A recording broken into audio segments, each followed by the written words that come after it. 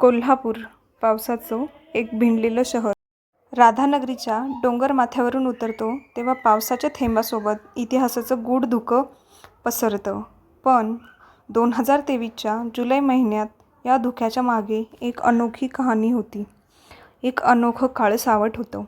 एक धाडसी वकिलाची अनपेक्षित बेपत्ता कहाणी, जिचा शेवट झालाच नाही किंवा कदाचित शेवट सुरू झाला होता तिच्या शेवटच्या लढ्यापासून. तिचा चेहरा कोल्हापुरात अनेकांनी पाहिला होता. ॲडव्होकेट मिनल देशपांडे. ती एक साधी वकील नव्हती. ती गुन्हेगारांच्या काळजाला घाम फोडणारी आणि पीडितांना हक्क देणारी एक झुंजार महिला होती. ती गुन्हेगारांचा धसका घेईल इतकी प्रखर होती. पण एक दिवस ती बेपत्ता झाली. 5 जुलै. मिनल कोर्टातून बाहेर पडली. तिच्या पर्समध्ये एकच फाईल होती, समीर पाटील विरुद्ध. रात्री 8:40ला तिचा शेवटचा कॉल तिच्या आईला आला. आई, मी एका पार्टीत जातीये, थोडं उशीर होईल, वाट पाहू नकोस. आणि ती परत आलीच नाही.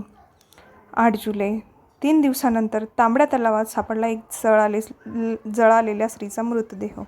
चेहरा ओळखू येण्यासारखा नव्हता, पण हाडांची रचना, कपडे आणि विशेषतः हातातील चांदीची नक्षीदार बांगडी हे फक्त तिचंच असू शकतं.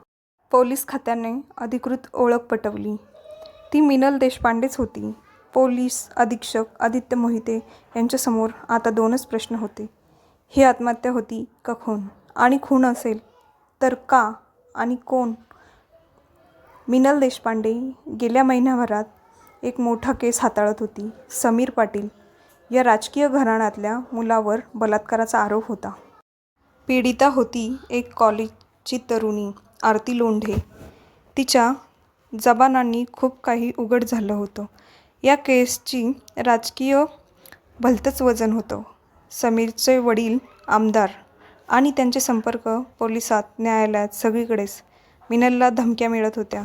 तुला काय मिळतं या झोपडपट्टीतल्या मुलींसाठी लढून? वकिली बंद कर, नाहीतर कायमची शांत होशील. तसंच तिला शांत केलं गेलं. तपास सुरू झाला आणि संशय घेण्यासारखे काही नावे पुढे आली. समीर पाटील मुख्य आरोपी, निखिल इनामदार, बिल्डर आणि समीरचा जवळचा मित्र. PSI श्रीखंडे. ज्या पोलीस ठाण्यात केस नोंदवली गेली तिथला अधिकाऱ्याचं वागणं संशयास्पद. साक्षी साने, मिनलची जुनी मैत्रीण, सध्या राजकीय नेत्याची PA आहे. आदित्य मोहिते. त्यांना एक पुराव्याने हादरलं. मिनलच्या लॅपटॉपमध्ये एक गुप्त फोल्डर सापडला. त्यात होतं एक पेनड्राईव्हचं स्कॅन, ज्यात होता एक रॅकेटशी संबंधित फोटो, कॉल रेकॉर्ड्स आणि मोठ्या व्यक्तींची नावे. एक गुप्त माहितीने पोलिसांना रुई गावाजवळ फार्म हाऊस गाठायला सांगितलं. तिथे त्यांना सापडला रक्ताच्या डागांनी माखलेला झगा, एक अर्धवट जळालेला मोबाईल आणि CCTV DVR जे बिघडलं होतं, पण हार्ड डिस्क वाचवता आली. त्या फुटेजमध्ये दिसलं मिनल तिथं आली होती आणि 4-5 पुरुष तिच्याशी जोर जबरदस्ती करत होते आणि एक चेहरा झाकलेला तिला गळा आवळून जमिनीवर टाकत होता. तपास चालू असताना आदित्यला फोन येतो एका भयभीत आवाजात. सर, मी साक्षी आहे, मिनलची जुनी मैत्रीण. ती माझ्यावर विश्वास ठेवायची. साक्षी पुढे बोलते. त्या केसच्या मागे फक्त बलात्कार नव्हता, ती एक संपूर्ण राजकीय रॅकेट उघड करणार होती. त्यातून उच्चभ्रू समाज, अधिकारी, पत्रकार सगळेच सामील होते. मिनलला संपवायचा सगळ्यांनीच ठरवलं होतं. आणि माझ्या डोळ्यासमोर साक्षीने एक पुरावा दिला, समीर आणि निखिल यांच्या व्हॉट्सअप चॅट्सचा स्क्रीनशॉट. ती फार बोलते. एक पार्टी ठरवू.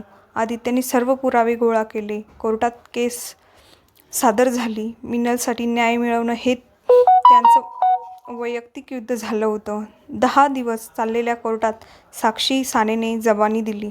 प्रतीक नावाच्या फार्म हाऊस मजुराने प्रत्यक्ष घटना सांगितली. CCTV आणि डिजिटल पुरावे भक्कम होते. न्यायाधीशांनी समीर पाटील, निखिल इनामदार आणि PSI कोतवाल यांना दोषी ठरवलं. समीर अजन्म कारावास झाला. निखिलला 14 वर्षासाठी सक्त मजुरी झाली आणि कोतवाल पोस्टवरून निलंबित. गुन्हा दाखल झाला. कोर्टाच्या बाहेर मिनलच्या आईचे डोळे पाणावले होते. ती फक्त एवढेच म्हणाली, माझी मुलगी राहिली नाही, पण तिचं काम, तिचा आवाज कायम जिवंत राहील. मिनल देशपांडे न्यायासाठी मरण पावली, पण तिच्या मरणाने हजारो लोकांमध्ये न्यायासाठी लढण्याची हिंमत निर्माण केली. ही होती कोल्हापूरच्या काळ्या सावलीतून आलेली ॲडव्होकेट मिनल देशपांडे यांची थरारक आणि हृदयद्रावक कहाणी. तिचं मरण, तिचा न्याय आणि एक धडा. गुन्हेगार कितीही ताकदवान असले, सत्य त्यांच्या सावलीला भेदून बाहेर येतच. अशीच सत्यकथा, थरारक आणि गूढतेने भरलेली खरी गुन्हेगारी कहाणी घेऊन लवकरच परत येतो.